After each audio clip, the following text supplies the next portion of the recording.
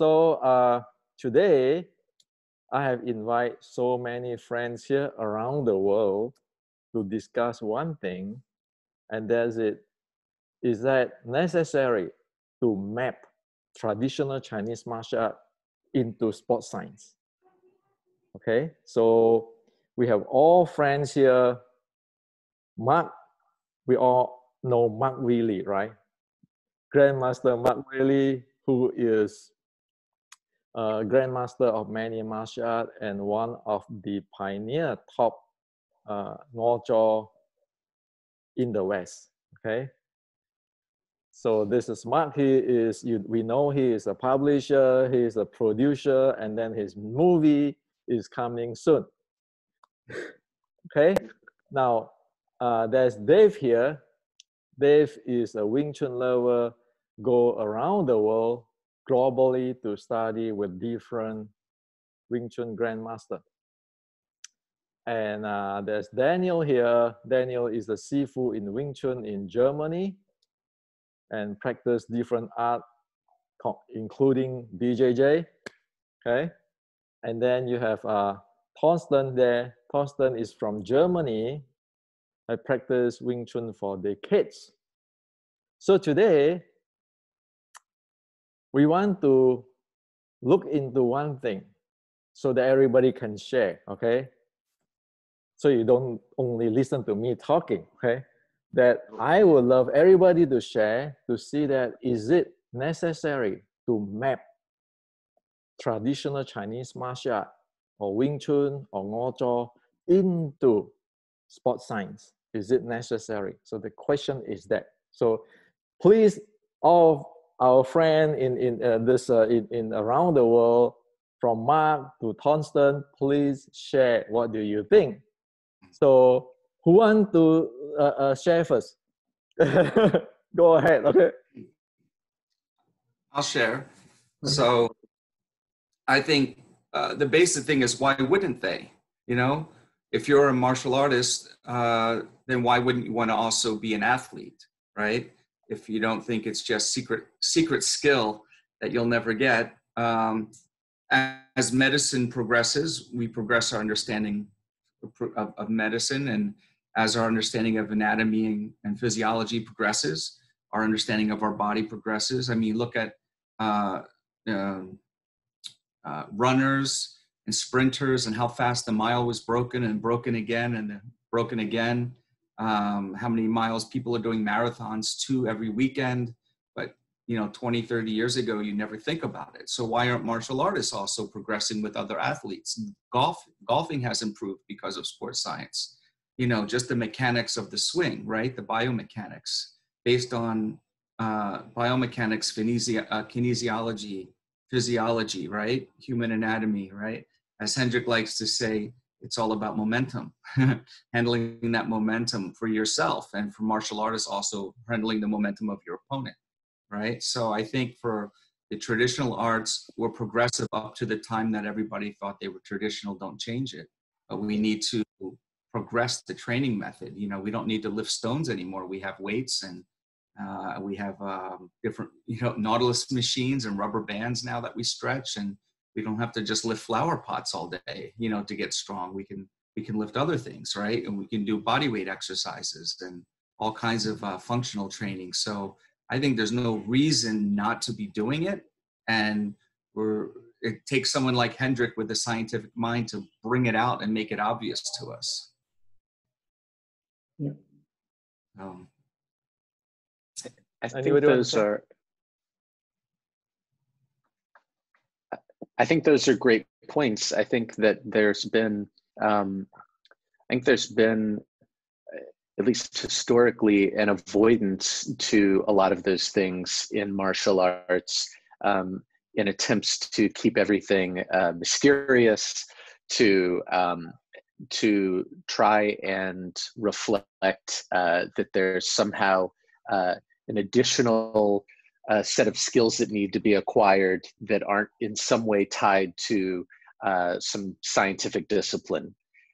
And at least everything that I've seen, every what I would call parlor trick or interesting thing that I've seen someone do has either been something that was fake or just simply not real, or it was something that could be explained in scientific terms. You could look at it, break it down, and figure out how to replicate it with science, whether it's, you know, controlling the breath, whether it's dealing with some type of force or momentum in being able to convert that energy into a different direction, or change the direction of that force or energy. All things that are bounded in scientific principles, scientific discipline, not magic. There's no magic, at least that I've come across yet, in martial arts. It all can be explained with science. If it's real, it can be explained with science. Danielle, Thorsten? Yes, no, it's true. I mean, if you look the past 20 years, everything is scientific. I'm a draftsman in technical engineering, and it's the same thing. I mean, everything has to be proven. If you're not able to prove what you're doing, then I mean, you can be wrong, and that's the same with sports, with martial arts. I mean, you have the possibility to prove if you're good, if your condition is good, if you're able to fight. If you're not able to fight, not everybody was born to fight, to go in the ring and fight. I mean, everybody has its limitations, and you can prove it with a wearable and see, are you able to fight? Are you in a good condition? Are you healthy enough to do that? And I mean, it's not only about fighting; it's also about one's health, and that's all about it. And with wearables, or with the scientific way, I mean, you can prove if you're right, if you're doing things wrong. And that's my opinion to it. And I find it really, really, really important to map the ancient to the sports science. I mean, we have the possibilities the ancients didn't have, and why not use them? That's my opinion to it, and it's great. Thorsten, what do you think? Yes, I think it's very helpful to know where you stand, what you are doing, so you can always prove that you are in the right state by what you are doing. For example, in Qigong, they were never talked about such thing. How is your heart rate? How is your breathing? Something like that. So it was very hard, to know if you are right or if you are not right. And so with the measurement, with my Garmin watch, I can always see, okay, I am in the right state. And if I'm not, I know how to correct it. And then, I can do effective training. So it helped a lot. So what do you guys think? Were you guys really going to use it? Do you guys have already used it? What is your experience? Mark, everybody. Go ahead. Okay, you go for it. Well, Hendrik convinced me to get some gadgets, so I got my Garmin Forerunner, and I got the MMA Force Tracker on the heavy bag, and I learned something that surprised me. My Sifu Alex Ko told me when you're doing the forms and the techniques, always strike after the back leg lands with our power engine in our body, the way we do it. And I said, well, everybody else strike as they land, same time. If you wait till after, your momentum is stopped and you're hitting. So I never wanted to do that. And he kept saying, just make sure you strike after the back leg lands, all right? So I got the Force Tracker in the mail and put it on the heavy bag, and I did it. He was right. Who knew? You know, he was exactly right. I called up Hendrik. I said, Hendrik, the Sifu was right. He said, strike. The force was like, 150 pounds per square inch more doing it the way he said. So we already had the technology. He just couldn't prove it. And even though intellectually I could talk around it, his explanation, it was false. So unless we have, my understanding was false. So unless we have that product to prove it, how can we say, right? But now I know for sure. So for all us Wing Chuners who don't know who is Grandmaster Alex Cole, Grandmaster Alex Cole translate this book. This is very important book for Mojo. It is the Bible of Mojo, and Grandmaster Alex Cole actually translate this book so that we Westerner be able to see and to know this book and be able to understand what is that. Okay. Yeah, the book was written in 1911 in China, in Fujian, and the printing press was bombed. There's only a few copies of it, and we always had a Xerox copy at our Mogwon. And now then, in I think 6 years ago, we actually finished translating it before my Sifu passed away, and took photos for it and released it in Chinese English side by side. So it's on Amazon if you're interested. Yeah. Yeah, I'm actually recommend. You know, even though this is Ngojo Kun and it is not Wing Chun, but I recommend if we are interested in Wing Chun, please use this as a very good reference, because you will be able to see what happened in the 1911 era. Okay, and this is passed down from a straight direct a family, so they keep a lot of things here, and it's written purposely to passing the art. Okay, it's very important reference, which is I really strongly recommend. Okay. And of course, our Mark here, he didn't say that, but he contribute a lot in this book. Okay, okay, Daniel, what do you please share?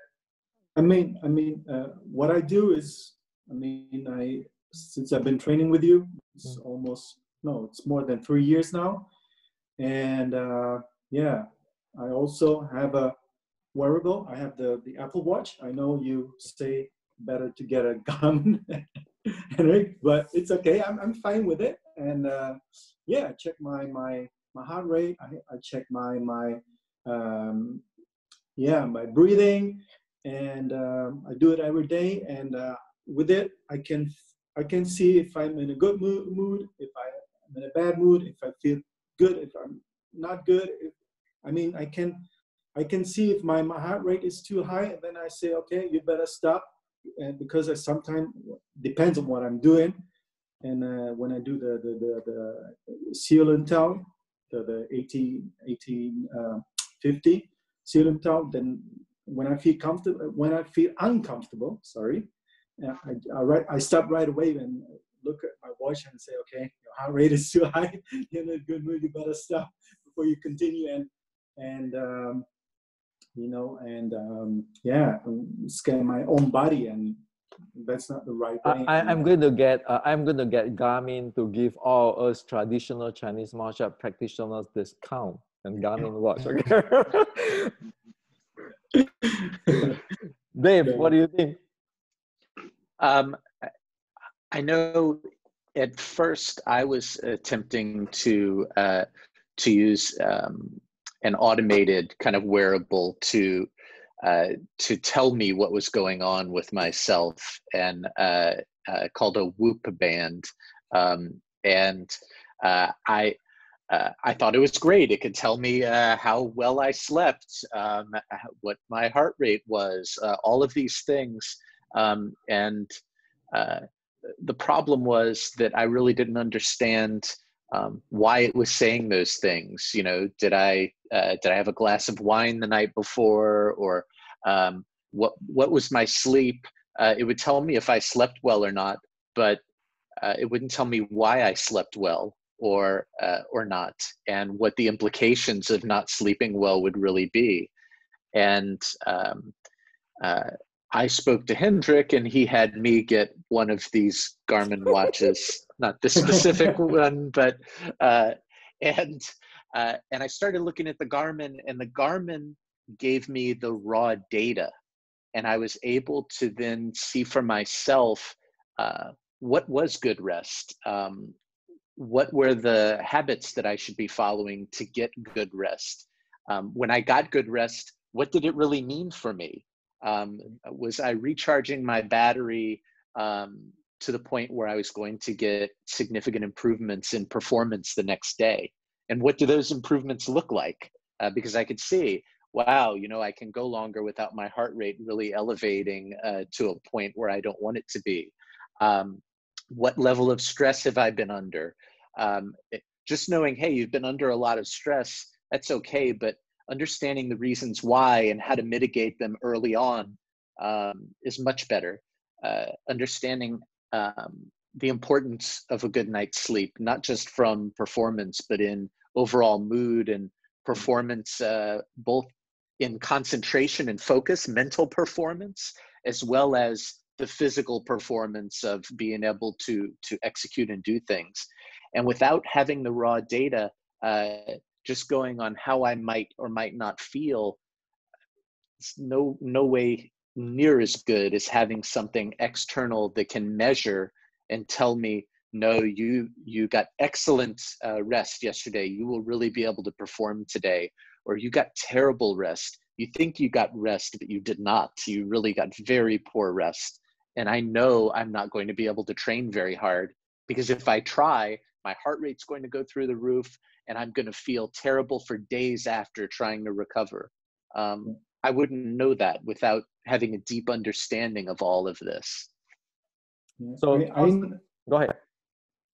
Yeah, for example, to me, when I have my watch. Since I have my watch, you know, I always have a look at it. And you know, when you work, you have sometimes you have stress at work, and you look at your watch, you look at your app and see, oh damn, today I had really high heart rate, and you go like, damn, what happened today? Okay, and then you think about it. Okay, I have to calm down and do whatever to get a rest, to charge my battery again. And this is yes, I never done it before. I mean, since I have my watch, I use it. This is a part of my life. Like, you know, like everything else. But since I've been training with you, Hendrik, and honest, Kung Fu is part of my life. But I'm not only you know, Wing Chun and fighting and this and that. It's all about, you know, health, which is really important. If you are healthy, you can, you know, I don't want to fight every day. I mean, when I do sparring, I feel good. And if I don't feel good, I don't spar, because I know my body is capable to do that. So, Constance, Yes. sorry. Thanks, Daniel. Constance, what do you think?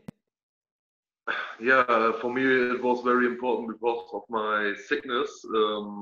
At least as I told, I had a bad burnout and other diseases I'm fighting with, and so I can very good have this under control about recovering. How much do I need to get enough rest so that I feel that I have enough power to work and do all the stuff I'm doing now. I'm in an apprenticeship for, what you call it in English, medical care. I care for older people, elderly people. And it's very much stress there and very hard work. And I don't think I should have done it if I hadn't done this before, because it helped me to have better energy all over the day and have this always in view, and know what to do to have a very quality rest and not just sleeping and wake up every night several times. So I had very bad sleep before, and with HOS I can sleep much better. And yeah, I feel better. I have strong energy now. Okay, so let's close down this now. And next time you can do more often on this type of talk, okay? So thank you, everybody. Okay, thank you, appreciate it. Thank you. Take care. Take care, bye-bye. Thank you. All right, bye-bye. Bye-bye, everybody. Bye. Bye, everybody. Bye-bye.